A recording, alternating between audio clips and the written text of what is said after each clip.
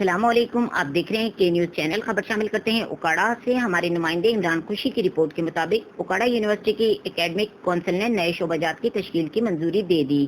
Council کے 7ویں اجلاس کی صدارت وائس چانسلر پروفیسر ڈاکٹر زکریا ذاکر نے کی۔ اوکاڑہ یونیورسٹی کی کونسل نے اپنے 7ویں اجلاس میں مختلف نئے شعبہ جات کی تشکیل کی منظوری دے دی۔ نئے تشکیل پانے والے شعبہ جات میں educational planning and management, educational studies, industrial physics, computational physics, Nano technology, data science, agriculture sciences, centre for Nano sciences اور سینٹر فار واٹر ریسرچ شامل ہیں۔ اجلاس کی صدارت وائس چانسلر پروفیسر ڈاکٹر محمد زکریا ذاکر نے کی، جبکہ ایڈیشنل رجسٹرار ڈاکٹر خالد سلیم اجلاس کے سیکریٹری تھے۔ اجلاس کے آغاز میں شرکاء سے خطاب کرتے ہوئے وائس چانسلر نے جدید انفارمیشن ٹیکنالوجی کے استعمال کے ذریعے روایتی طرز تدریس کو آن لائن تدریس میں تبدیل کرنے کی اہمیت پر زور دیا۔ ان کا کہنا تھا کہ ملک میں بڑھتے ہوئے صحت کے مسائل اور سہولیات کی فقدان کے باعث تدریس کی ٹیکنالوجی کا عقلمندانہ استعمال وقت کی اہم ضرورت ہے۔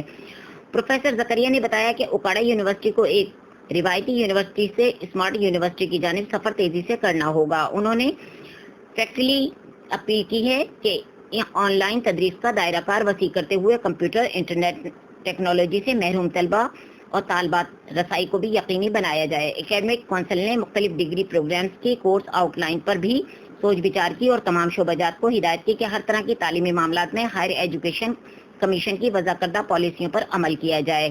یونیورسٹی کے ترجمان کے مطابق کل صبح ڈاکٹر محمد واجد کی زیر صدارت یونیورسٹی کی ایڈمیشن کمیٹی کا اجلاس بھی منعقد ہوا، جس میں یہ فیصلہ کیا گیا کہ خزاں سیمسٹر 2020 کے لیے داخلوں کا آغاز جولائی کے پہلے ہفتے میں کر دیا جائے گا۔